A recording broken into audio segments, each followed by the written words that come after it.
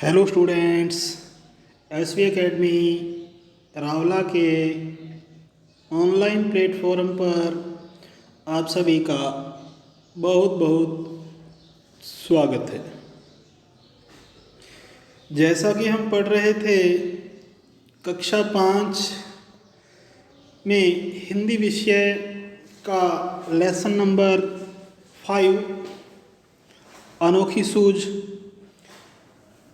तो उसके हम क्वेश्चन आंसर कर रहे थे। कुछ एक कर लिए थे और कुछ एक बचे हुए थे। तो हमने किए थे शब्दार्थ, फिर उसके बाद उच्चारण के लिए, उसके बाद सोचें और बताएं में 3 क्वेश्चन किए थे। फिर लिखे में अपने ये जो ऊपर खाली स्थान दे रखे हैं इनको पूरा किया था। उसके पश्चात सही और गलत पे निशान लगाना है, टिक मार्क करना है उनको। और फिर उसके पश्चात हमने ये प्रश्न भी कर लिया था, तो इसको थोड़ा रिपीट कर लेते हैं आज।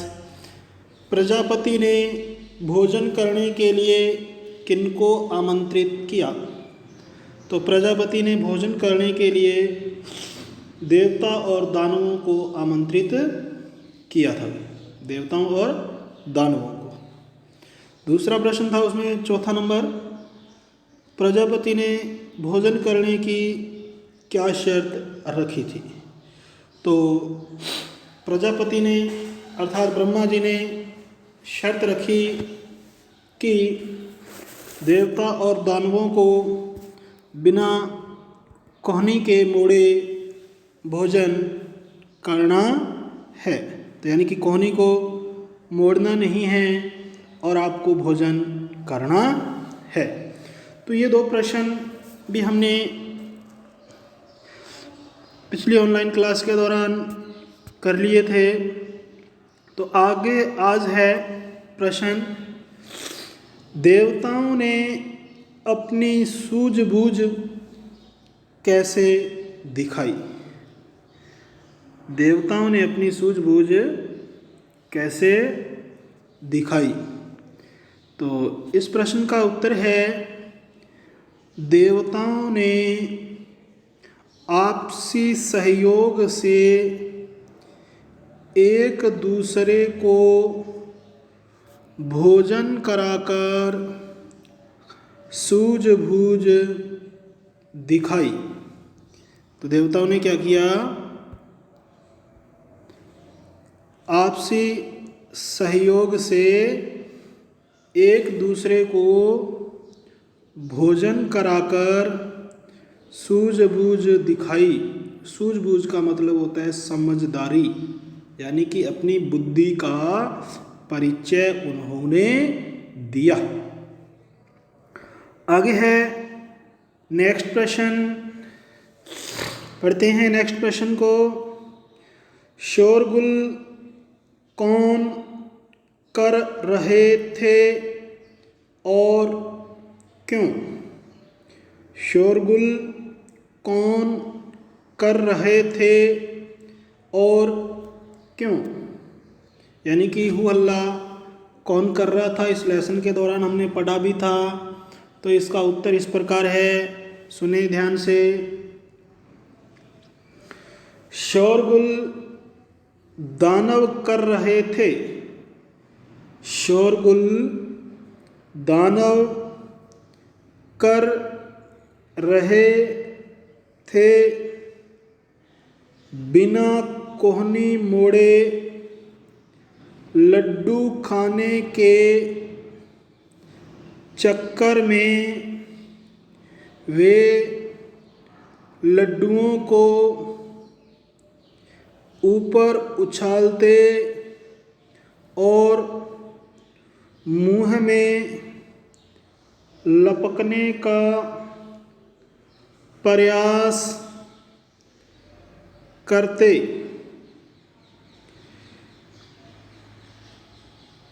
इन कारण या इस कारण दानव शोरगुल कर रहे थे। दोबारा फिर देख लो इस प्रश्न को और उत्तर को। शोरगुल कौन कर रहे थे और क्यों? उत्तर सुने। शोरगुल दानव कर रहे थे बिना कोहनी मोड़े लड्डू खाने के चक्कर में वे लड्डुओं को ऊपर उछालते और मुंह में लपकने का प्रयास करते। इस कारण दानव शोरगुल कर रहे थे। तो ये है आपके प्रश्न नंबर 6 का उत्तर। आगे है प्रश्न नंबर 7। सातवां प्रश्न है, प्रजापति ने किसको श्रेष्ठ बताया और क्यों? प्रजापति ने किसे श्रेष्ठ बताया और क्यों? उत्तर सुने इसका ध्यान से। प्रजापति ने देवताओं को श्रेष्ठ बताया क्योंकि देवताओं ने शर्त के अनुसार बिना कोहनी मोड़े अपनी सूझबूझ से, सूझबूझ का मतलब होता है समझदारी, बिना कोहनी मोड़े अपनी समझदारी से, सूझबूझ से एक दूसरे को लड्डू खिलाकर बुद्धिमानी दिखाई। इसी कारण से प्रजापति ने देवताओं को श्रेष्ठ बताया। उत्तर दोबारा सुन लो इसका। प्रजापति ने देवताओं को श्रेष्ठ बताया क्योंकि देवताओं ने शर्त के अनुसार बिना कोहनी मोड़े अपनी सूझबूझ या समझदारी से एक दूसरे को लड्डू खिलाकर बुद्धिमानी दिखाई। तो आगे है, ये उत्तर कंप्लीट हो गया 7वां। आगे है प्रश्न नंबर 7, भाषा की बात। भाषा की बात इसमें है, टूट पड़ना एक मुहावरा है जिसका अर्थ है झपटना। टूट पड़ना एक मुहावरा है जिसका अर्थ है झपटना। इसी प्रकार नीचे लिखे मुहावरों का अर्थ बताएं। तो पहला है चूर चूर होना, और दूसरा है सूझबूझ दिखाना। इन दोनों के अर्थ लिखने हैं। तो पहला है चूर चूर होना। इसका अर्थ होगा नष्ट होना। क्या होना? नष्ट होना। दूसरा है सूझबूझ दिखाना। इसका अर्थ होगा बुद्धिमानी दिखाना। इसका अर्थ क्या होगा सूझबूझ दिखाना का?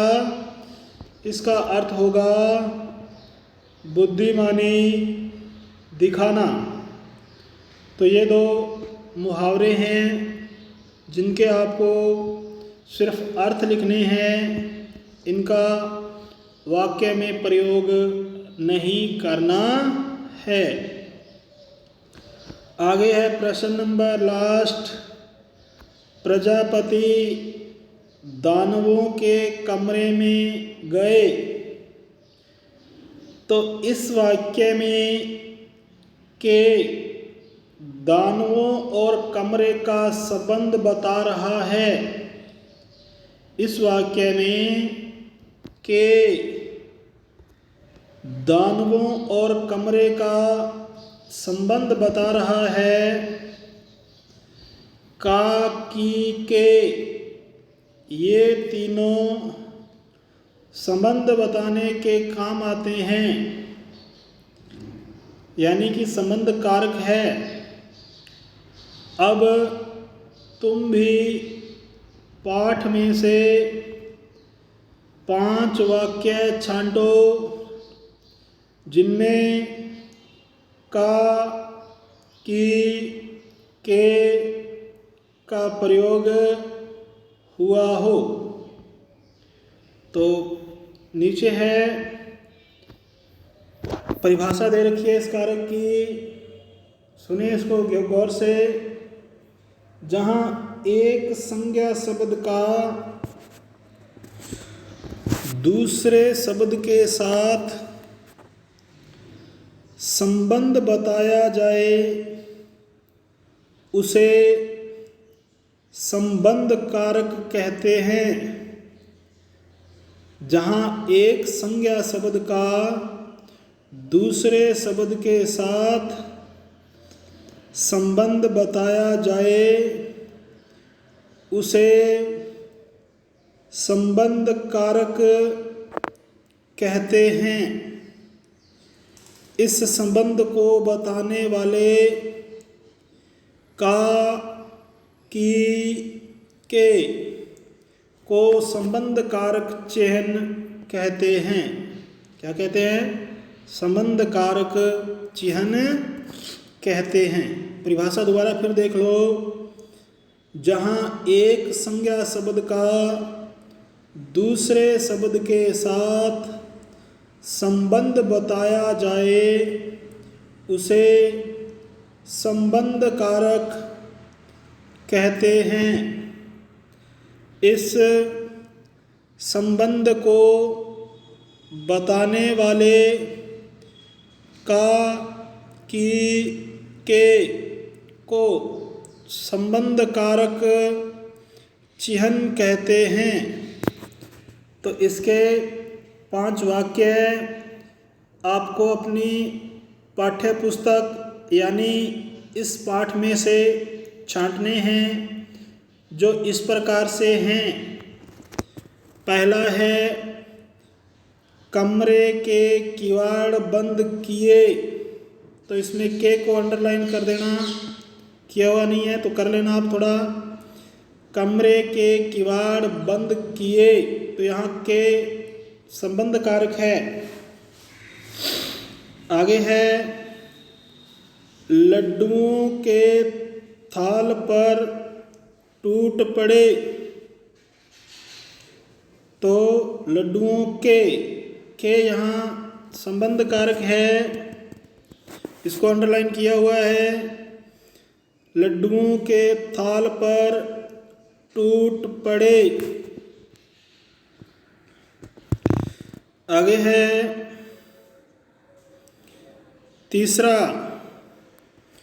वे एक दूसरे का मुंह ताकने लगे। तो इसमें का को अंडरलाइन करना है। वे एक दूसरे का मुंह ताकने लगे। आगे है नंबर 4, खुद भी खाओ और दूसरों को भी खिलाओ। तो यहाँ को अंडरलाइन किया है, ये भी इसमें संबंध कारक है भी। खुद भी खाओ और दूसरों को भी खिलाओ। नेक्स्ट है 5 नंबर, एक दूसरे के मुंह में लड्डू देते रहे। तो यहाँ के को अंडरलाइन किया है, तो इसमें भी संबंध कारक है और संबंध कारक का ये चिन्ह दे रखा है। तो इस प्रकार से ये आपका लेसन नंबर 5 अनोखी सूझ कंप्लीट हो गया है।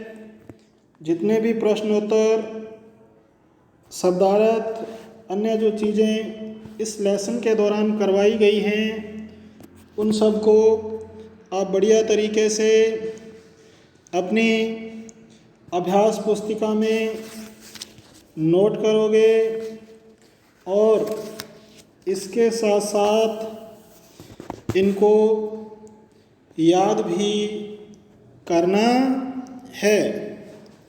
तो आगे हम पढ़ेंगे 6ठा लेसन, स्वस्थ तन सुखी जीवन, आगामी ऑनलाइन क्लास के समय। तो आज के लिए स्टूडेंट्स इतना ही। बहुत बहुत धन्यवाद। Have a nice day. जय हिंद, जय भारत।